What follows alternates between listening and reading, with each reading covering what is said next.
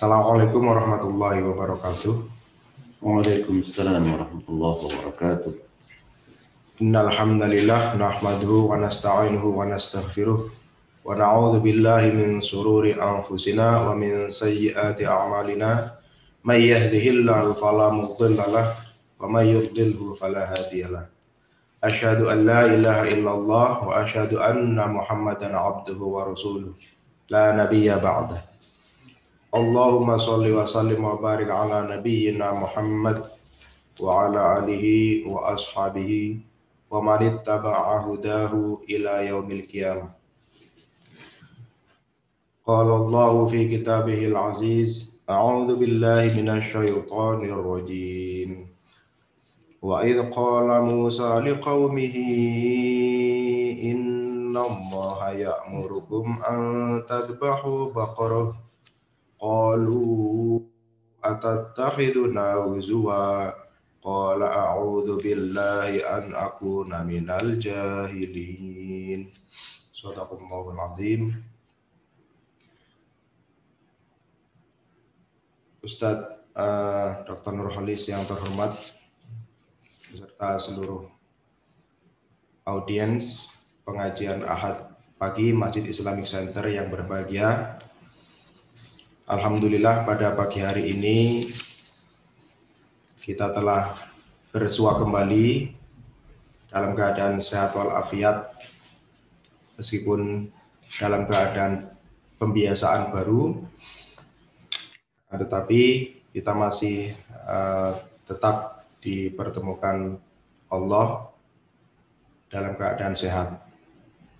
Oleh karena itu, marilah kita senantiasa bersyukur kepada Allah Subhanahu wa Ta'ala atas nikmat ini, nikmat sehat, nikmat iman, nikmat Islam. Salawat teriring salam kepada junjungan Nabi Agung Muhammad Sallallahu Alaihi Wasallam beserta keluarga dan para sahabat, dan semoga syafaat beliau sampai kepada kita sebagai umat beliau. Insya Allah, amin. Baik, pada edisi perdana kali ini yang merupakan edisi new normal di era pembiasaan baru, pengajian Ahad pagi dimulai pada Ahad kali ini yang nanti insya Allah akan berjalan secara rutin kembali melalui media online. Yang kali ini akan diawali dengan kajian tafsir Al-Quran yang akan disampaikan oleh Bapak Dr. Nurholis MAG. Seperti yang ayat tadi kami bacakan, surat Al-Baqarah ayat 67 akan menjadi pembahasan perdana pada edisi hari ini. Oleh karena itu, kepada seluruh audiens dan pemirsa Masjid Islamic Center untuk menyiapkan Al-Quran, kita simak bersama kajian surat Al-Baqarah ayat 67. Baik, untuk mempersingkat waktu dan berjalannya acara ini dengan lebih efektif, kita mulai saja dengan bacaan basmalah bersama. Bismillahirrahmanirrahim. Kepada Ustadz Tafadhol. Terima kasih Ustadz Arum. Assalamualaikum warahmatullahi wabarakatuh. Waalaikumsalam. Nahmaduhu wa nasta'inuhu wa nastaghfiruh wa na'udzu billahi min shururi anfusina wa min sayyiati a'malina. May yahdihillahu fala mudilla lahu wa may yudlilhu fala hadiya lahu. Ashhadu an la ilaha illallah wahdahu la syarika lahu wa ashhadu anna Muhammadan 'abduhu wa rasuluhu la nabiyya ba'dah. Allahumma salli wa sallim wa barik ala habibina wa syafi'ina Muhammadin wa ala alihi wa sahbihi ajma'in, amma ba'du. Puji syukur mari bersama-sama kita panjatkan kehadirat Allah Subhanahu wa taala. Allah masih melimpahkan nikmatnya kepada kita pada pagi hari ini, sehingga kita sekalipun secara virtual masih bisa bertemu dalam rangka untuk thalabul ilmi. Mudah-mudahan beriring ridha Allah Subhanahu wa taala, apa yang kita kerjakan, kita lakukan pada pagi hari ini, Allah catat sebagai tambahan amal ibadah kita. Salawat ma'assalam mudah-mudahan senantiasa Allah limpah curahkan pada junjungan kita Nabi Muhammad sallallahu alaihi wasallam. Bapak Ibu, saudara-saudari sekalian, dalam kesempatan pagi hari ini kita akan membahas surah Al-Baqarah, khususnya dimulai di ayat 67. Jadi memang surat Al-Baqarah seperti kita ketahui, surat ini surat yang paling panjang di dalam Al-Quran. Dan juga di dalamnya ada ayat yang paling panjang juga di dalam Al-Quran, di 282. Jumlah ayat ini 286.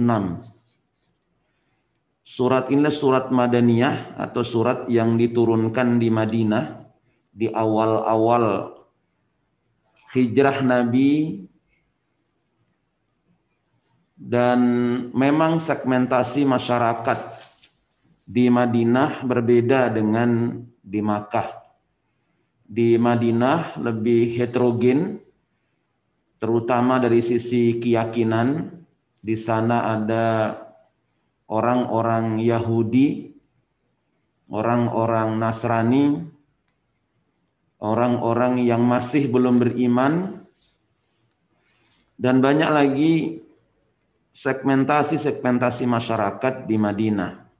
Makanya tantangannya lebih kompleks sebenarnya. Dan di dalam surat Al-Baqarah itu beragam isi kandungannya, dari mulai akidah, keyakinan, ada hukum, ada kisah, dan lain sebagainya. Nah, dinamakan surat Al-Baqarah karena ada ayat 67 sampai nanti ke belakang 72, 73. Ini bercerita tentang Baqarah itu, tentang peristiwa terkait dengan sapi betina. Nah, makanya dalam kesempatan pagi hari ini saya akan berusaha sebatas pengetahuan saya tentang tafsir dari surah Al-Baqarah ayat 67 ke belakang nanti. Baik, mari bersama-sama kita awali dari ayat 67. Allah sampaikan, wa idh qala Musa liqaumihi. Wa idh qala, dan ingatlah ketika Musa berkata liqaumihi, kepada kaumnya, yaitu Bani Israel, innallaha, sesungguhnya Allah, ya'murukum, memerintahkan kalian, antathbahu baqarah, hendaklah kalian menyembelih sapi betina. Qalu, Bani Israel berkata, atattakhiduna huzwa. Wahai Musa, apakah kamu hendak menjadikan kami ini bahan tertawaan? Apakah kamu hendak menjadikan kami ini buah ejekan? Qala, Nabi Musa berkata, a'udzu billahi, aku berlindung kepada Allah, an akuna minal jahilin, untuk tidak menjadi orang-orang yang bodoh. Nah, para pemirsa rahimakumullah, kita akan coba urai ayat ini Wa idh qala Musa liqaumihi innallaha ya'murukum an tathbahu baqarah. Sudah masyhur cerita tentang sebab mengapa Allah memerintahkan kepada Bani Israel menyembelih sapi betina. Ini karena ada peristiwa yang begitu besar, yaitu peristiwa pembunuhan yang dilakukan oleh seseorang dari kalangan mereka sendiri dan kemudian ingin melepaskan diri dari tanggung jawab akibat pembunuhan itu. Nah, dalam banyak tafsir itu dikisahkan ada hartawan yang tidak punya ahli waris, sehingga sepeninggal yang bersangkutan tidak ada ahli waris yang akan mewarisi kecuali banyak keponakan-keponakan hartawan ini. Nah, karena mungkin ditunggu-tunggu tidak mati-mati sementara keponakannya sudah tidak sabar ingin menikmati harta yang akan ditinggalkan oleh pamannya itu, maka dilakukanlah upaya terencana membunuh pamannya ini. Nah, akhirnya pamannya ini dibunuh karena dalam hukum yang berlaku pembunuh tidak akan mungkin bisa dapat harta waris. Maka untuk menghilangkan jejak dari pembunuhan tersebut, pamannya ini ditaruh di kampung sebelah. Ya. Dengan harapan nanti dapat dua keuntungan. Yang pertama tentu keuntungan harta waris dari pamannya yang telah dibunuh, dan yang kedua dapat tebusan dari kampung sebelah karena mereka menjadi orang yang tertuduh untuk membunuh, yang telah membunuh pamannya tadi. Nah, pagi harinya tentu mungkin ini heboh luar biasa.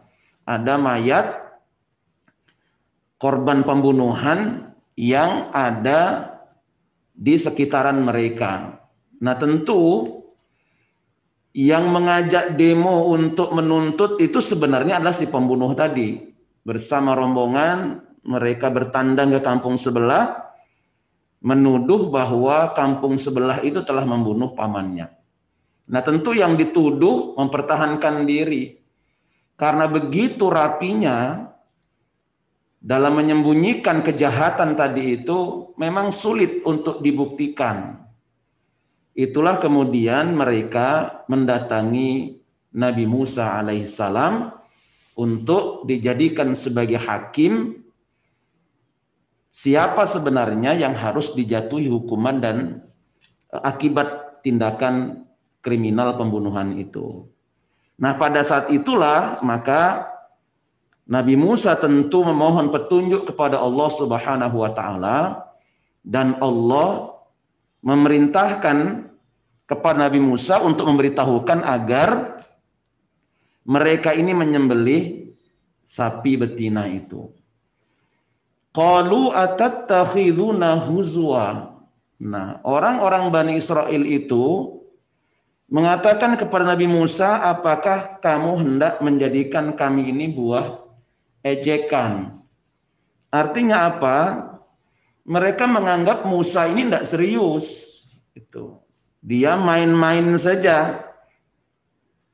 Mereka bertanya siapa yang membunuh, malah dimintanya untuk menyembelih sapi betina. Jadi seakan-akan ini Nabi Musa ini bermain-main.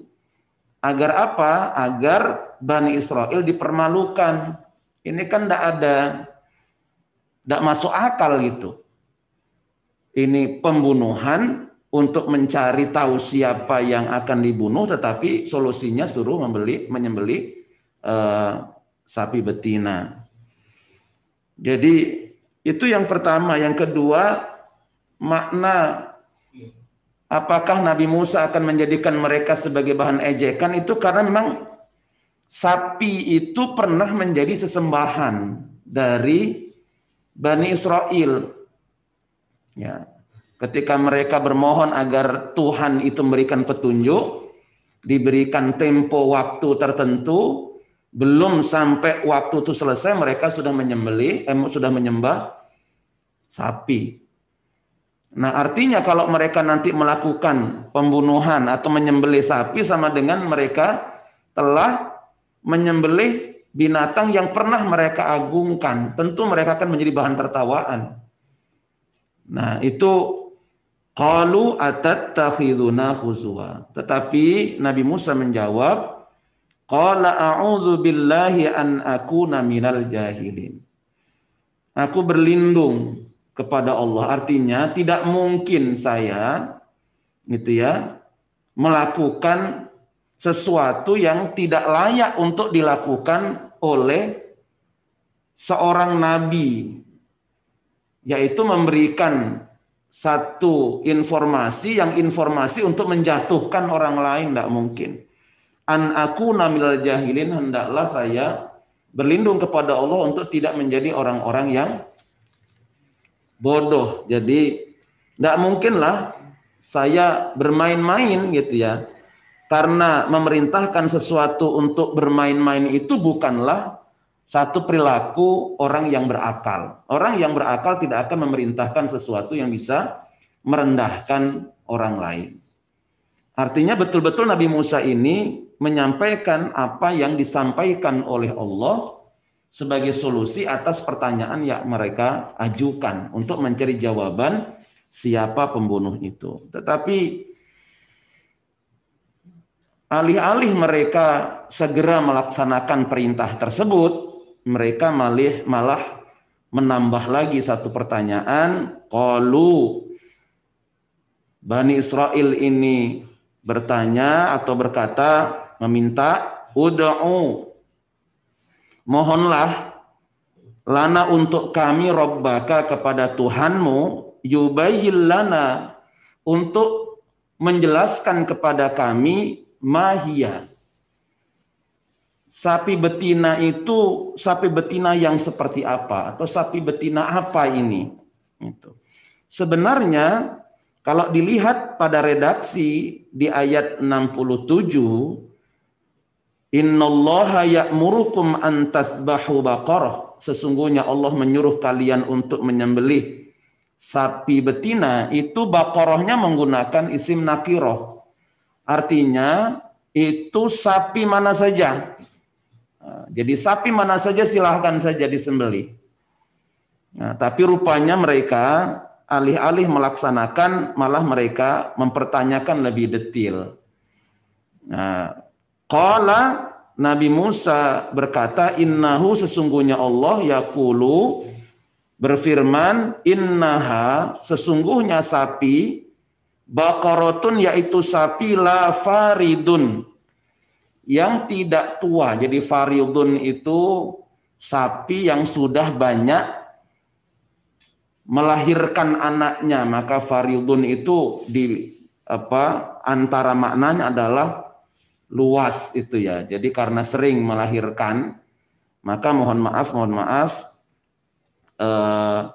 alat vitalnya jadi lebar gitu. Wala bikrun, dan sapi tersebut juga bukan sapi yang tidak pernah melahirkan. Jadi ketika ditanya sapi ini seperti apa, maka jawabannya akan mempersempit peluang mereka untuk mencari sapi. Sebenarnya kalau sudah laksanakan saja selesai itu. Ya, tetapi dengan mereka bertanya, mempertanyakan lagi, menjadikan sapi ini semakin mengecil nanti untuk mencarinya, semakin peluangnya semakin mengecil. Karena terseleksi dari banyak sapi, harus mencari sapi yang tidak sering melahirkan dan juga tidak, atau sapi yang bukan sapi yang tidak pernah melahirkan sama sekali. Awanun baina dzalik, yaitu ya sapi yang mungkin 1-2 kali lah melahirkan. Nah, bukan termasuk sapi yang tua yang sudah banyak melahirkan, atau sapi yang belum pernah melahirkan sama sekali. Tapi awanun baina dzalik, mungkin sapi yang 2-3 kali itu 1-2-3 kali pernah melahirkan. Faf'alu, maka sekarang tunaikan gitu, laksanakan ma tu'marun, apa yang diperintahkan kepada kalian. Jadi enggak usah bertanya lagi gitu, karena kalau bertanya lagi maka akan semakin sulit nanti mencari jenis sapi tersebut. Ya, kalau sekarang ini sudah tunaikan saja. Nah ini para jamaah rahimakumullah, jadi terhadap perintah yang Allah perintahkan kepada kita itu ya, maka jangan banyak kita ini mempersoalkan tentang perintah itu. Ya, semakin kita mempersoalkannya, menundanya, maka sebenarnya hakikatnya kita akan semakin sulit untuk menjalankan perintah Allah itu. Misalkan saja kan ada orang masih sehat, diperintahkan beribadah masih ditunda-tunda. Disangka nanti saja kalau sudah tua. Nah, disangka mereka nanti kalau sudah tua semakin ringan untuk menjalankan ibadah. Itu semakin berat tentu. Gitu ya. Sudah punya harta banyak, diperintahkan untuk haji, masih banyak lagi yang dipikirkan, ditunda, bukan semakin ringan, tapi akan semakin berat. Mungkin tuntutannya semakin bertambah dan sebagainya. Artinya semakin orang ini menunda-nunda perintah yang Allah perintahkan, hakikatnya bukan akan semakin mudah, akan semakin sulit orang menjalankan perintah itu. Jadi makanya kalau diperintahkan misalkan saja, segera dilaksanakan, pasti akan mudah itu. Pasti akan mudah. Ini suka sama seandainya ada mahasiswa, ya kan? Itu kan biasanya begitu itu. Ketika ada tugas gitu, dari dosennya suruh mengerjakan sesuatu, mengerjakan tugas ditunda-tunda, itu bukan semakin ringan gitu. Nanti mungkin akan ketambahan tugas yang lain, atau mungkin kesempatannya untuk mengerjakan tugas itu semakin terbatas, karena tidak tahu kita apa yang akan terjadi nanti. Nah, ini juga sama nanti ini mempertanyakan perintah Allah. Nah, sekarang ini banyak orang sebenarnya tinggal jalankan saja gitu ya. Jadi mereka masih mengatakan tidak masuk akal ini. Kalau saya harus menyembelih sapi padahal saya ingin mengetahui siapa pembunuhnya. Ini kayaknya tidak nyambung. Ya memang dalam ajaran Islam tidak mesti semuanya harus dijelaskan alasannya.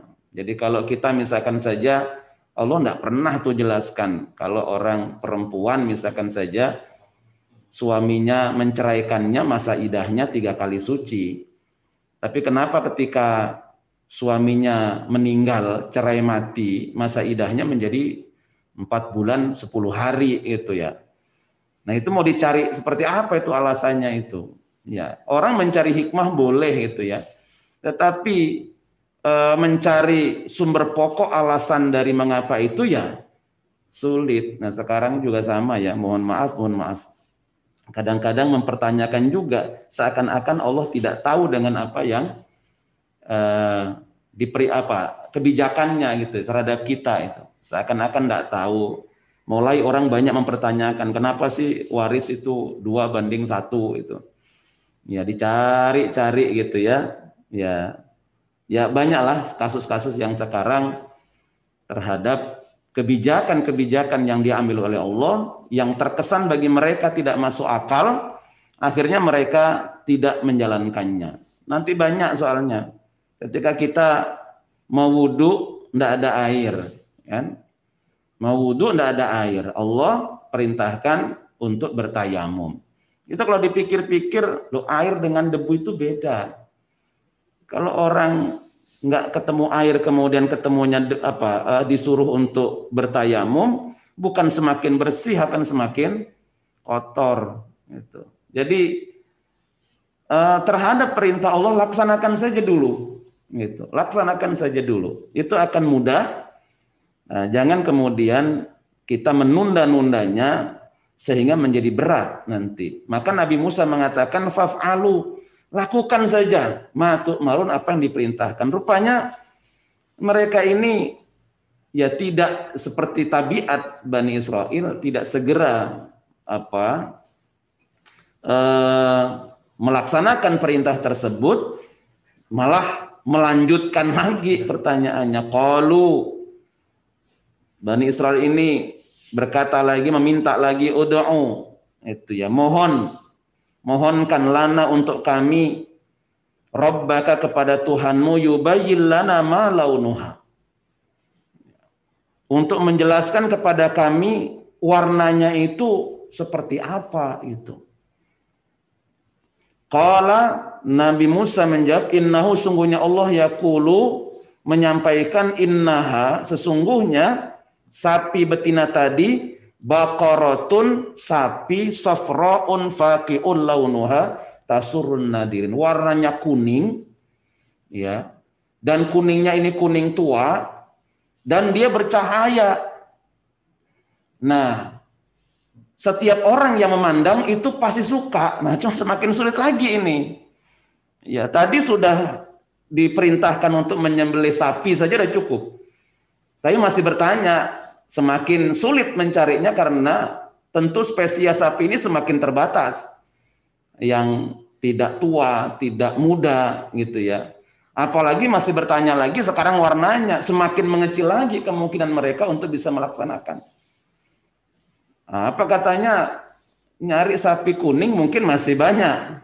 Tetapi semakin mengecil lagi kalau kuningnya ini betul-betul berkilau. Kuning tua berkilau. Mungkin banyak, tapi yang menjadikan semua orang memandangnya jadi suka itu tentu semakin kecil lagi. Nah, jadi semakin berat mereka ini. Qalu, mereka masih bertanya, ud'u lana, mohonkan untuk kami, Rabbaka, kepada Tuhanmu. Nah, ini dari tadi para jamaah, Tuhanmu terus. Ini kan atau ketidaksopanan ya Bani Israel terhadap Nabi Musa dan Allah. Ya, dari awal menanyakan tentang mintakan kepada Tuhanmu. Seakan-akan Allah itu hanya Tuhannya Nabi Musa. Sementara Allah, Tuhannya Nabi Musa itu adalah Tuhan yang begitu banyak telah memberikan nikmat kepada mereka. Bahkan nikmat yang belum pernah dirasakan oleh siapapun. Gitu. Begitu banyak. Dan selalu mereka ingkari. Jadi mereka, sekalipun Allah sudah begitu banyak memberikan nikmatnya, masih tidak juga mereka mau untuk mengakui Allah itu sebagai Tuhan mereka. Masih menganggap mintakan kepada Tuhanmu, wahai Musa. Ya. Apa katanya? Jelaskan kepada kami seperti apa lagi ini cirinya. Innal baqara tasyabaha alaina wa inna insyaallahu lamuhtadun. Kami masih belum jelas itu dengan sapi seperti apa tadi itu. Qala innahu yaqulu innaha baqaratun la dalulun tusirul arda wa la taskil harsa musallamatun la syiyata fiha. Sapi betina itu adalah sapi yang belum pernah digunakan untuk ngeluku. Belum pernah digunakan untuk membajak sawah. Dan juga belum pernah untuk menyirami tanaman. Dan sapi tersebut juga tidak berpenyakit. Juga tidak ada belang-belangnya. Jadi memang warnanya kuning begitu. Kuning tua, tidak ada juga belang-belangnya. Qalu, Bani Israel ini berkata, al-an ji'ta bil haq. Sekarang kamu sudah menjelaskan kepada kami dengan benar. Jadi kata al-an sekarang itu seakan-akan penjelasan yang tadi yang disampaikan oleh Nabi Musa itu sebagai sebuah ketidakbenaran gitu. Baru sekarang mereka katakan kalau yang ini, nah itu. Cuman untuk mencari sapi yang seperti itu kan semakin sulit gitu. Semakin sulit. Maka kata Nabi Musa, kalau begitu sudah paham, fadzabahu sekarang. Sembelihlah sapi itu. Nah, dalam banyak penjelasan, walaupun nanti kalau Ibnu Katsir mengatakan Kalau kita mengambil cerita tentang Bani Israel itu enggak apa-apa. Yang penting jangan dibenarkan 100% dan juga jangan disalahkan 100% itu. Jadi makanya cerita sapi ini kan ini sapi milik seorang anak muda dan ibunya. Gitu ya. Sapi ini dulu wasiat dari almarhum bapaknya. Ketika bapaknya sebelum meninggal, bapaknya ada sapi betina dilepas di hutan. Berpesan kepada istrinya, nanti kalau anak kita sudah besar, ini cari nih sapi ini. Nah gitu. Nah anak muda ini, anak kecil yang ditinggalkan mati oleh bapaknya ini, kemudian beranjak dewasa, pekerjaannya terus dia mencari kayu bakar. Kalau nanti kayu bakar ini pulang sudah diikat, dibawa ke pasar, nanti hasilnya sepertiga untuk makan, sepertiganya untuk sedekah, sepertiganya dikasihkan untuk ibunya. Bahkan seluruh waktunya itu juga dibagi menjadi 3, gitu ya. Digunakan untuk beribadah kepada Tuhan, ya, digunakan untuk beristirahat sepertiganya, dan sepertiganya digunakan untuk membantu ibunya.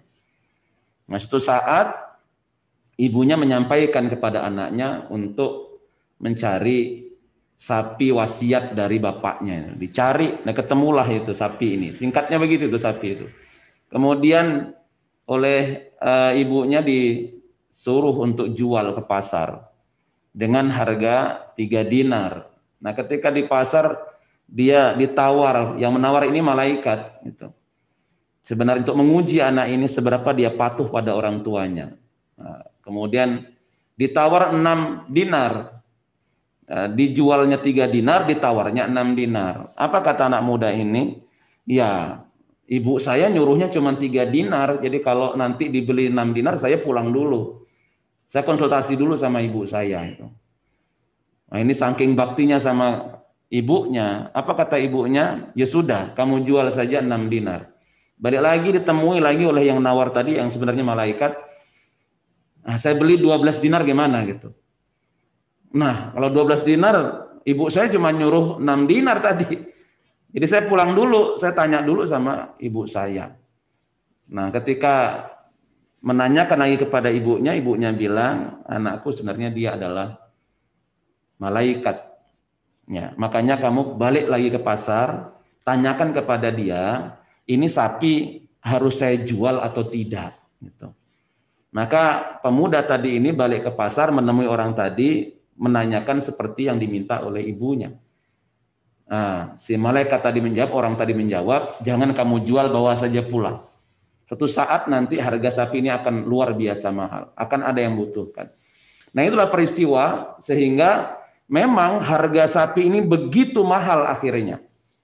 Ya, sampai terjadi satu peristiwa tadi. Nah sapi yang seperti ciri-ciri yang disampaikan oleh Allah itu ya ada di sapi anak muda itu. Nah, wa makadu yaf'alun, hampir-hampir saja mereka ini tidak mampu untuk melakukan apa yang mereka tanyakan tadi tentang sapi, nggak mampu melakukan. Maksudnya apa? Yang pertama ada yang mengatakan ahli tafsir itu ini karena saking mahalnya harganya. Ada yang mengatakan harganya ditakar dengan 3 kali beratnya sapi itu dengan emas. Tapi ada juga yang mengatakan seberat kulit dari sapi itu. Nah itu, dan ini yang agak lebih masyhur itu ya. Seberat kulit dari sapi itu dengan emas takarannya itu. Ya memang berat buat mereka. Sebenarnya tadi ringan saja kalau mau melakukan ya sembelih aja sapi mana saja boleh gitu. Tapi ketika mereka tidak segera menjalankan perintah Allah, bukan semakin ringan beban mereka, semakin berat sampai mereka tidak mau melakukan. Yang makna kedua, kenapa mereka ini hampir-hampir tidak mau melakukannya? Itu karena memang sebagian atau pembunuh khususnya itu khawatir nanti kalau nanti ini terjadi betul disembelih, maka rahasia mereka akan terbongkar. Gitu. Rahasia akan terbongkar. Makanya wa makadu yaf'alun. Nah, hampir-hampirlah mereka ini tidak melakukannya. Tidak melakukannya karena harganya mahal, bisa begitu. atau tidak mau melakukannya karena memang takut rahasianya akan terbongkar. Karena berat hukuman bagi yang membunuh di zaman Nabi Musa juga sama dengan hukum yang berlaku di masyarakat Muslim di kala Nabi Muhammad, yaitu hukum qisas. Boro-boro akan mendapatkan warisan yang begitu banyak, malah nanti mereka akan balik dihukum mati. Nah, jadi ini terhadap perintah Allah. Di ayat ini, di surah ini, memang Allah tidak menjelaskan soal alasan kenapa solusi dari keinginan mereka untuk mengetahui siapapun pembunuh harus menyembelih seekor sapi. Memang tidak disebutkan. Itu tidak disebutkan sejak awal gitu. Dan itu baru disebutkan di ujung-ujung ayat ini gitu. Wa idz qataltum nafsan fadara'tum fiha, dan ingatlah ketika kalian membunuh seseorang, fadara'tum fiha, kalian saling menuduh tentang siapa pembunuhnya dalam kasus itu. Wallahu mukhrijun ma kuntum taktumun, dan Allah ingin mengungkap apa yang tersembunyi di balik pembunuhan itu, siapa yang membunuhnya. Faqul nadribuhu bi ba'diha. Ya. Jadi setelah sapi itu disembelih, maka sebagian anggota tubuh sapi itu suruh memukulkan kepada jenazah tadi itu, ya. Kadzalika yuhyillahul mauta wa yuriikum ayatihi la'allakum ta'qilun. Nah, ketika dipukulkan itu, maka pada saat itu Allah menghidupkan paman yang sudah mati tadi itu, hartawan yang sudah mati, dan menyampaikan siapa pembunuhnya, baru setelah itu mati lagi. Nah, para jamaah rahimakumullah, ini kisah yang didokumentasi oleh Al-Quran, bahkan menjadi nama dari surah Al-Baqarah ini, karena ada peristiwa ini. Peristiwa soal sapi betina. Karena memang Al-Baqarah ini juga diawali dengan hudan lil muttaqin. Alif lam mim, dzalikal kitabu la raiba fi, hudan lil muttaqin. Jadi petunjuk-petunjuk Allah itu diawali bahwa Al-Qur'an ini adalah petunjuk buat Allah, dan ini termasuk juga kisah ini adalah petunjuk buat kita bersama-sama. Minimal ada beberapa hikmah yang bisa kita ambil dari peristiwa sapi betina ini, sebagaimana yang dikutip di dalam tafsir At-Tanwir, jadi tafsir yang disusun oleh Majelis Tarjih Pimpinan Pusat Muhammadiyah. Itu ada beberapa hikmah yang bisa diambil. Yang pertama, jangan berlebih-lebihan di dalam beragama. Jadi berlebih-lebihan dalam beragama itu tidak terpuji. Ya, agama Islam itu ringan, mudah. Setiap perintah laksanakan saja. Gitu ya. Soal nanti apa hikmahnya, tentu setiap perintah itu akan membawa kebaikan bagi yang menjalankan, bagi hambanya, karena Allah tidak ingin menjebak hambanya di dalam kesulitan kehidupan itu. Maka setiap perintah laksanakan, dan perintah Allah itu tidak ada yang berat. Nah, perintah Allah tidak ada yang berat, semuanya ringan. Yang menjadikan berat adalah kita sendiri. Makanya bersikap terlampau ketat dan berlebih-lebihan dalam beragama itu bukan hal yang terpuji. Nah, bertanya memang itu kunci pembuka dari ilmu pengetahuan. Tetapi mempertanyakan sesuatu yang tidak perlu, itu menjadikan banyak umat-umat dahulu itu celaka, gitu ya. Karena pertanyaan ini untuk supaya dia tahu, nah itulah sumber pengetahuan. Tapi bertanya atau mempertanyakan dari kebijakan atau perintah yang Allah perintahkan atau larangan yang Allah larang, itu sesuatu yang tidak perlu.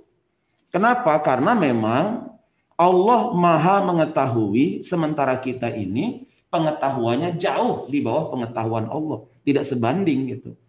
Jadi ketika kita mempertanyakan apa yang Allah perintahkan kepada kita, seakan-akan kita menggugat bahwa Allah ini tidak tahu dengan kebijakannya. Ya tentu tidak seperti itu yang kita harus sikapi gitu ya. Nah, dalam Al-Qur'an juga Allah jelaskan surat Al-Maidah ayat 101, ya ayyuhalladzina amanu la tas'alu an asya'a in tubdalakum tasukum. Gitu. Hai orang-orang yang beriman, janganlah kamu menanyakan kepada nabimu hal-hal yang jika diterangkan kepadamu maka akan menyusahkan bagi kamu itu. Jadi sudahlah, di perintah itu laksanakan saja, jangan ditanyakan yang akan bakal menjadikan kita susah untuk menjalankannya. Suatu saat Nabi juga ditanya tentang apakah haji itu harus kami lakukan setiap tahun wahai Nabi. Nabi diam saja. Tanya lagi itu, apakah kami harus melaksanakan haji itu setiap tahun Nabi? Nabi diam saja. Tanya lagi itu, apakah haji itu harus saya lakukan 1 tahun? Sampai Nabi kemudian menjawab, gitu ya. Kalau saya jawab iya, pasti kamu tidak akan mampu untuk melakukannya. Gitu. Jadi kalau diperintahkan oleh Allah ya lakukan aja, gitu ya. Nah, nanti kalau saya jawab iya misalkan, itu akan berat bagi kalian. Siapa yang mampu melakukan haji selama setiap tahun gitu. Nah, yang kedua, apa hikmahnya? Jadi perintah Allah kepada Bani Israel untuk menyembelih sapi bukan hewan-hewan lainnya. Karena sapi inilah binatang yang pernah mereka sembah. Nah, sehingga apa? Allah memerintahkan dengan menyembelih sapi supaya mereka tidak lagi mengagung-agungkannya lagi. Nah, jadi itu caranya gitu. Kita juga sama, nanti kalau kita mengagungkan selain Allah, maka kita akan jatuh juga di situ itu. Misalkan saja orang mengagungkan harta jabatan, menyampingkan Allah. Itu kalau tidak hati-hati maka kita akan jatuh juga. Sebab harta atau sebab jabatan kita. Nah itu. Caranya seperti itu. Jadi kalau kita kalau hidup kita ini menomorduakan Allah, menomorsatukan yang lain, maka yang lain sembelih saja. Supaya Allah satu-satunya nanti yang kita sembah. Nah yang ketiga, ejekan mereka kepada perintah-perintah Nabi menjadikan mereka memang menjadi layak untuk dicemooh. Ya, mereka mengatakan apakah kamu hendak mencemooh kami, menjadikan kami bahan tertawaan. Bahkan ketika mereka tidak menjalankan syariat itu, itulah mereka akan menjadi bahan cemoohan. Karena semua syariat itu hakikatnya untuk kebaikan, menolaknya berarti mereka menyongsong keburukan. Nah ini harus betul-betul perhatikan oleh kita. Yang keempat, menghidupkan orang mati dengan membunuh makhluk hidup itu untuk memperjelas kekuasaan Allah untuk menciptakan dan mewujudkan sesuatu yang berlawanan. Jadi Allah itu bukan hanya bisa mencipta, Allah juga bisa menghilangkan dan mengembalikan kembali gitu. Nah, yang kelima, penolakan keras terhadap pembunuhan atas orang yang tidak bersalah di ayat ini. Jadi siapa yang membunuh seseorang yang tidak bersalah itu dikatakan dalam Al-Quran seolah-olah ia telah membunuh semua orang, karena memang nyawa itu dalam agama kita itu sangat berharga. Bahkan menjaga nyawa itu masuk dalam kategori maqasidus syariah. Tujuan diturunkannya agama itu untuk menjaga nyawa itu. Maka kasus ini itu menjadi gambaran bahwa Allah serius untuk mengungkap siapa pembunuhnya. Bahkan termasuk kalau harus menyembelih sesuatu yang hidup, membangkitkan kembali, sekedar untuk menjawab kasus itu. Jadi ingat bahwa setiap pembunuhan yang dilakukan oleh seseorang dan orang tersebut tidak bersalah, mungkin bisa ditutupi rapat oleh kita karena memang dilakukan dengan upaya terencana. Tetapi Allah Subhanahu wa taala pasti akan punya jalan untuk mengungkap masalah tersebut. Nah, itu kira-kira para jamaah sekalian yang bisa kita sampaikan terkait dengan ayat ini. Yang jelas bahwa ini soal ketaatan seseorang kepada utusan Allah dan kepada Allah Subhanahu wa taala. Jadi kalau kita memang mengaku sebagai orang yang beriman, muslim, maka muslim itu ciri utamanya adalah tunduk dan patuh terhadap perintah-perintah Allah, tunduk dan patuh menjauhi larangan-larangan Allah. Tidak usah kita mempertanyakan, mencari hikmah, mengungkap manfaat dari apa yang diperintahkan, itu memang sebuah keharusan untuk meyakinkan tentang perintah tersebut, tetapi bukan dengan cara menundanya atau mempertanyakannya untuk tidak mau melakukannya. Mudah-mudahan ada manfaatnya. Assalamualaikum warahmatullahi wabarakatuh. Saya serahkan kepada moderator lagi. Waalaikumsalam warahmatullahi wabarakatuh. Terima kasih banyak Ustadz atas pemaparannya tadi. Kisah Nabi Musa dan kaumnya Bani Israel. Semoga banyak hikmah yang bisa kita terima dari kajian pada pagi hari ini. Selanjutnya kami tawarkan kepada pemirsa untuk bertanya, boleh langsung, boleh melalui chat yang ada di layar masing-masing. Kami berikan kesempatan kepada jamaah. Silakan jika ada unek-unek yang ingin disampaikan. Ya Ustadz, sembari menunggu, tadi memang menarik ya kehidupan Bani Israel, dan mungkin saat ini kita dekat sekali dengan situasi seperti itu, di mana dengan akal kita seolah-olah mengagungkan gitu, bahwa selalu semuanya harus dijelaskan dengan akal dan harus masuk akal. Kalau tidak masuk akal, maka itu tidak bisa diterima, makanya kebal sekuler.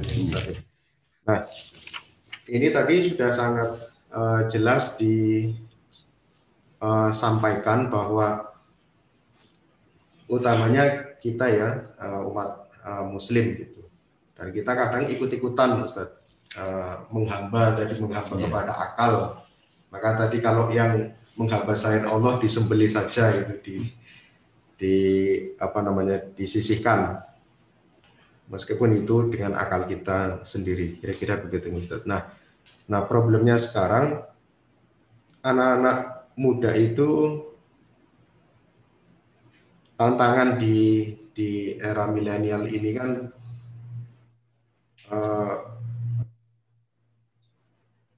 banyak dari kalangan kita itu menganggap bahwa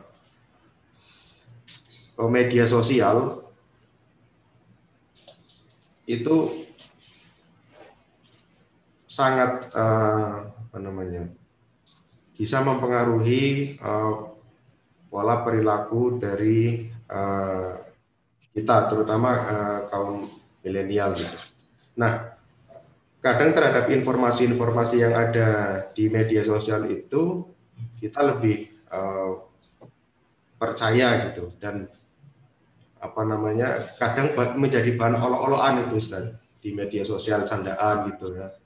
Orang sholat dibercandain gitu, kemudian bacaan-bacaan itu dipelesetkan, sholawat dipelesetkan gitu. Nah, ini terhadap fenomena ini bagaimana nih Ustaz? Ya. Matur nuwun Ustadz Arum, ini pertanyaannya. Jadi di dalam Al-Quran Allah sangat-sangat mendudukkan akal itu luar biasa. Bahkan ketika malaikat pun mempertanyakan kebijakan Allah untuk ketika Allah hendak menciptakan Adam pun, maka Allah berargumentasi itu dengan menggunakan juga sandaran kelebihan yang dimiliki oleh makhluk yang akan diciptakan, dan itu berupa pengetahuan, gitu ya. Artinya kelebihan manusia dibandingkan dengan makhluk yang lain itu sebenarnya memang juga terletak pada akalnya itu. Jadi mempertanyakan sesuatu itu menjadi kunci dari ilmu pengetahuan memang sebenarnya. Tetapi tentu ada beberapa pertanyaan-pertanyaan yang memang tidak sewajarnya untuk ditanyakan. Jadi kita boleh bertanya tentang sesuatu apa saja, bahkan itu dalam Al-Quran sangat diapresiasi untuk melakukan penyelidikan, penelitian, dan sebagainya terhadap sesuatu yang memang Allah perintahkan untuk melakukan kajian, penelitian, atau mempertanyakan hal tersebut. Karena itu akan menjadi manusia bisa eksistensinya semakin bisa luas di dunia ini karena pengetahuan akan semakin banyak. Semakin banyak pengetahuan, mereka akan semakin banyak yang diperbuat. Tetapi di sini mempertanyakan sesuatu yang tidak mungkin bisa dijawab baik secara individual maupun kolektif. Misalkan saja mempertanyakan soal ketentuan atau takdir Allah. Itu kan tidak layak untuk ditanyakan. Karena itu sudah hak prerogatif Allah, tinggal kita laksanakan gitu. Allah tidak adil. Iya, misalkan Allah ini tidak adil, misalkan saja. Ya itu tidak begitu gitu ya. Nah, kita tinggal mencari hikmahnya saja. Perintahnya laksanakan, hikmahnya kita cari. Nah gitu, terhadap perintah-perintah Allah itu. Jadi perintahnya laksanakan, hikmahnya kita cari. Gitu, dari situ. Rahasianya, tentu masing-masing orang nanti akan menemukan rahasia sesuai dengan kapasitas pengetahuan mereka masing-masing. Jadi bukan kemudian kita harus menerima apa adanya terhadap semua perintah, juga tidak. Ya, tapi mempertanyakan sesuatu yang selayaknya tidak ditanyakan, tidak harus ditanyakan. Jadi itu. Jadi kira-kira yang akan pertanyaan yang akan merusak akidah itu dihentikan itu. Iya, misalkan saja tadi ya bertanya soal kapan hari kiamat akan datang, ya itu nggak usah ditanyakan kalau itu tuh sudah rahasia Allah. Kalau nanti dikasih tahu, itu bukan membahagiakan. Jadi bayangkan saja kalau semua hal yang akan datang ditanyakan semua oleh kita, Allah ungkap semua, itu kita bisa tidak bahagia itu. Karena yang nanti bisa jadi ketika diungkap banyak bencana yang akan kita hadapi nanti, gitu ya. Terhadap perintah-perintah laksanakan saja, dicari hikmahnya. Kira-kira begitu itu. Nah, tapi jangan kemudian kita nggak boleh bertanya sama sekali. Bertanya untuk tahu itu nggak masalah. Tapi bertanya untuk menghindar dari tanggung jawab, nah itu yang jangan sampai dilakukan. Ya. Karena bertanya adalah kunci pengetahuan. Untuk membuka kunci pengetahuan ya bertanya. Tapi jangan mempertanyakan sesuatu yang tidak perlu. Iya, jangan mempertanyakan sesuatu yang tidak perlu, atau mempertanyakan untuk menghindar dari tanggung jawab. Nah gitu. Karena banyak orang sholat, kenapa harus sholat ini? Boleh enggak kalau saya sakit, kemudian saya sholat sambil begini? Oh boleh Bu, kalau sambil begini bagaimana? Gitu sebenarnya untuk menghindar saja dia. Gitu. Nanti lama-lama akhirnya nggak boleh. Jadi ada orang buta waktu itu, nggak ada yang nuntun, pergi ke masjid. Nah, dia tanya ke Nabi, Nabi, saya sudah nggak ada yang nuntun lagi, gitu ya. Boleh nggak saya sholatnya di rumah saja, gitu kan? Ini kalau beliau nggak tanya, saya yakin mereka sholat di rumah juga nggak masalah itu. Tapi ketika bertanya, Nabi lantas ya nggak apa-apa. Nah, kamu dengar azan enggak? Dengar Nabi itu. Ya kalau begitu ke masjid itu aja. Jadi malah berat juga menyulitkan. Iya, coba. Ya, kira-kira begitu. Matur nuwun Ustaz, terima kasih. Ini ada pertanyaan dari jamaah, ini khas nih. Kalau dari jamaah ya. Jadi pertanyaannya, masih di zaman Nabi Musa itu, dulu ketika dihanyutkan di sungai, apakah ibunya melakukan sholat istikharah atau tidak? Ya. Gitu Ustaz. Oke, jadi Apakah ibunya ini melakukan istikharah sehingga kemudian keputusannya harus menghanyutkan Nabi Musa ke sungai dan akhirnya nanti selamat dan kemudian menjadi ya. Jadi begini, pengetahuan yang diberikan oleh Allah itu juga bisa melalui ilham atau intuisi. Jadi sama dengan ketika Nabi Musa itu sudah ada di pangkuan istri Firaun dan kemudian menangis terus begitu itu, sehingga siapa yang bisa mendiamkan bayi laki-laki yang bagus ini nanti akan dijadikan sebagai ibu asuhnya, bentuknya lah di situ. Nah, tentu semua orang pengen daftar kan, semua perempuan, karena siapa yang tidak suka hidup di istana.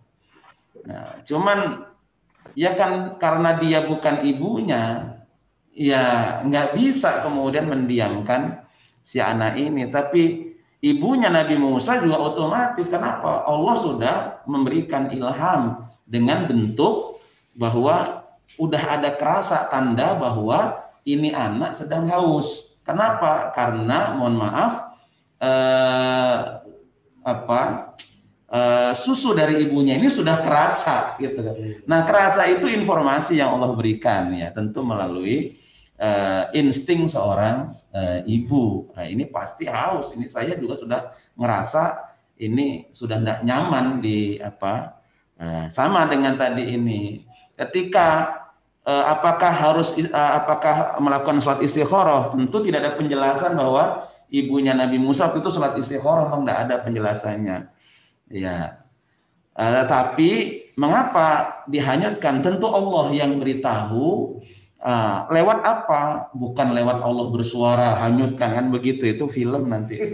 Tapi ini intuisi, pertimbangan sehingga keputusan yang diambil itu sesuai dengan informasi yang Allah berikan dalam intuisinya. Ini harus dihanyutkan dan sebagainya.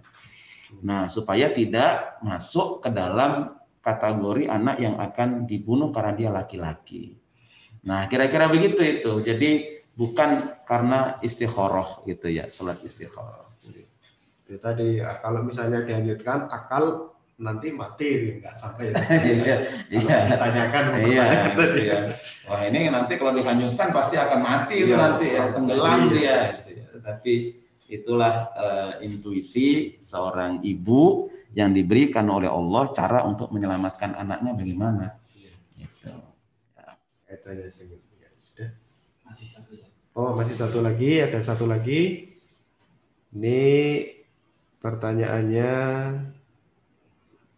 terkait dengan ini, mempermudah, jangan mempersulit. Iya, jadi betul. Jadi memang agama Islam itu sebenarnya sudah disesuaikan dengan kapasitas manusia itu sendiri. Maka disebut dengan agama Islam adalah agama fitrah. Ya, fitrah udah sesuai. Artinya sangat mudah untuk dilakukan oleh kita. Nah, sehingga yang mudah itu kemudian jangan dipersulit. Nah, kadang-kadang kita ini terhadap yang mudah kita persulit. Nah, jadi tetapi juga bukan dalam pengertian memudah-mudahkan urusan yang Allah berikan itu ya. Jadi artinya apa? Mudah itu pasti kita mampu untuk melaksanakan. Ya, pasti kita akan mampu untuk melaksanakan. Yang pertama, jangan ditambah-tambahi yang sudah diperintahkan oleh Allah, oleh Rasulnya, gitu ya. Jangan ditambah-tambahin lagi. Nah, ini kan yang menjadikan berat kan kadang kayak gitu kita. Yang wajib, yang wajib gitu ya, belum dilakukan semua gitu. Kita kadang-kadang sudah menambah amalan-amalan yang baru yang mungkin nggak ada tuntunannya juga gitu ya, sehingga apa? Jadi berat tuh, yang wajib aja belum dilakukan gitu ya, ini ketambahan lagi sesuatu yang lain. Apalagi sudah ada ketakutan kalau nanti tidak lakukan ini akan begini. Nah, tentu ini akan sangat menyulitkan di dalam kita beragama. Dan juga banyak nanti istilahnya kemudahan-kemudahan juga yang Allah berikan Ya tentu melalui pemahaman-pemahaman yang tepat gitu ya terhadap sesuatu yang memang tidak bisa kita laksanakan dengan sempurna perintah itu. Misalkan saja ya kalau kita nggak punya biaya dan sebagainya ya Allah juga nggak tuntut kita supaya kita haji kan. Ya haji itu hanya man istata'a minkum. Jadi yang mampu, kalau yang nggak mampu nggak ada biaya atau memang kita sudah punya biaya tapi kita sudah sakit misalkan saja, ya terlepaslah kita dari kewajiban itu. Sehingga tidak usah kemudian kita punya ritual-ritual yang lain untuk pengganti dari ini kecuali memang Allah tuntunkan. Nah, misalkan saja orang berpuasa misalkan saja kan juga puasa itu sederhana, tapi jangan kemudian kita tanya-tanyakan lagi. Kalau nanti saya tidak kuat bagaimana? Kalau nanti emas saya kambuh bagaimana? Gitu. Belum dilakukan sudah. Nanti jadi berat juga akhirnya gitu. Nah, iya ketemunya nanti malah tidak dilakukan gitu sama kita. Jadi memang agama kita ini, agama Islam itu ciri utamanya adalah agama ini mampu sebenarnya untuk dilakukan oleh seluruh lapisan masyarakat dari kalangan seperti apapun tetap pasti akan mampu untuk melaksanakan. Bila memang karena sesuatu hal yang betul-betul ada halangan-halangan sesuatu untuk tidak mampu melakukannya, maka ada alternatif-alternatif yang sudah Allah berikan juga, Rasul berikan juga. Yang alternatif ini tentu tidak akan memberatkan. Gitu ya. Jadi saya telah melakukan begini, Nabi, saya melakukan hubungan suami istri di siang hari gitu ya. Ya kalau begitu kamu puasa 2 bulan berturut-turut gitu. Ya 1 bulan saja tidak mampu, saya apalagi 2 bulan gitu. Nah, diturunkan lagi, turun sampai nanti tidak ada alasan lagi bagi dia untuk tidak melakukan agama itu. Ya, jadi begitu kira-kira Ustaz Harun. Oh iya, ya. Tadi yang pertanyaan melalui chat sudah dijawab oleh Ustadz. Kami beri kesempatan untuk jamaah yang ingin menyampaikan secara langsung pertanyaan kepada Ustadz Nurholis, dipersilahkan. Ya, di unmute terlebih dahulu.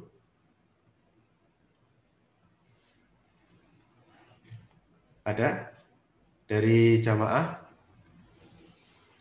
Ini masih ada 45, sekitar 40-an peserta ya. Kita masih punya waktu sekitar 5 menit lagi.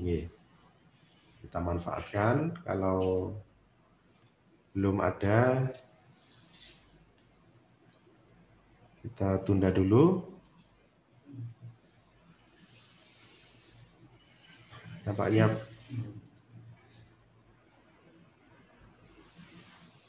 belum nih, Mas. Ya.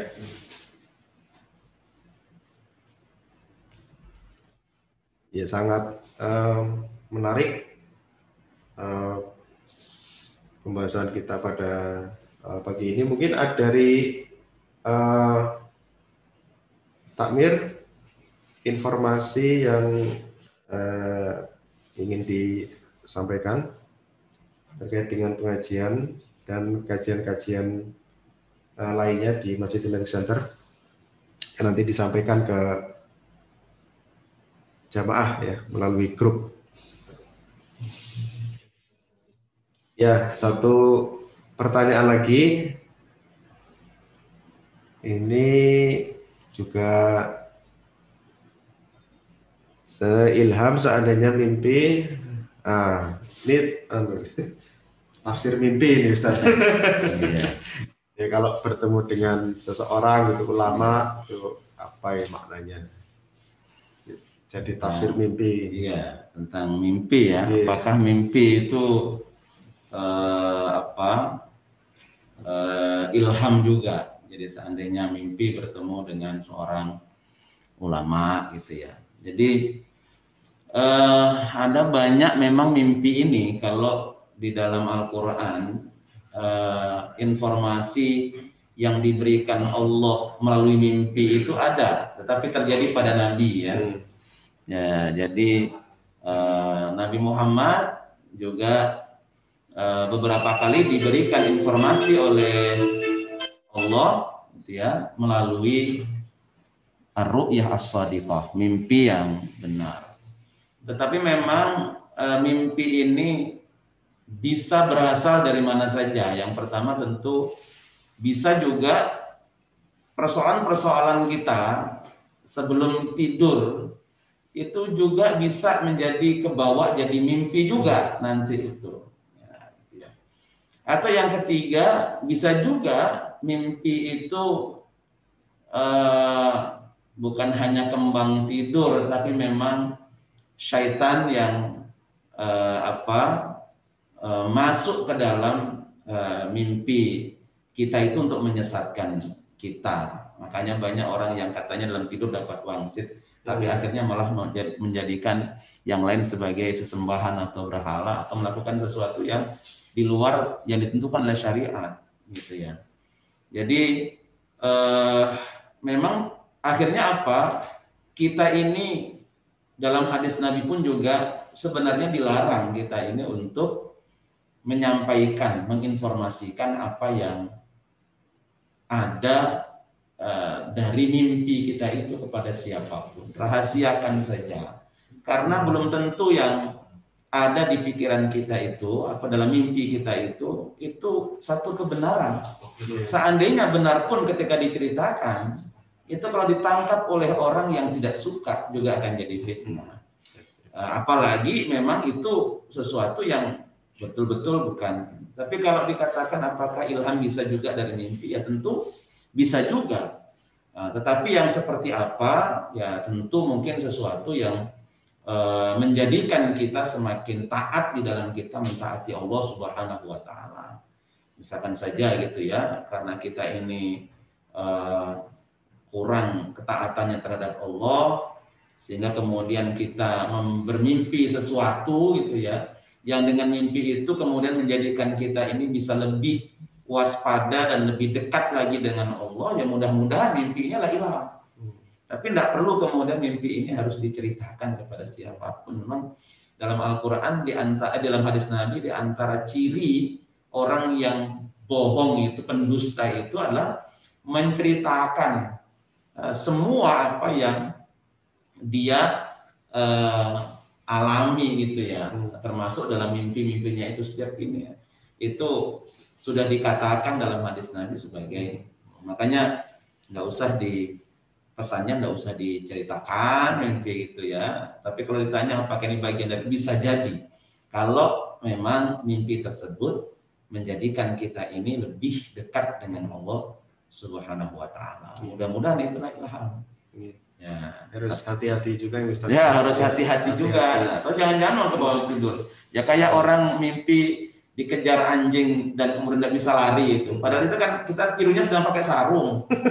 Ya kan sebenarnya itu ya pakai sarung ya nggak bisa kita lari itu. Nah seakan-akan kita ini dikejar orang gila nggak bisa lari itu ya.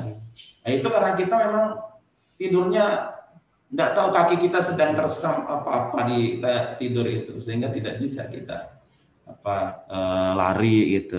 Nah, mungkin begitu itu. Ya.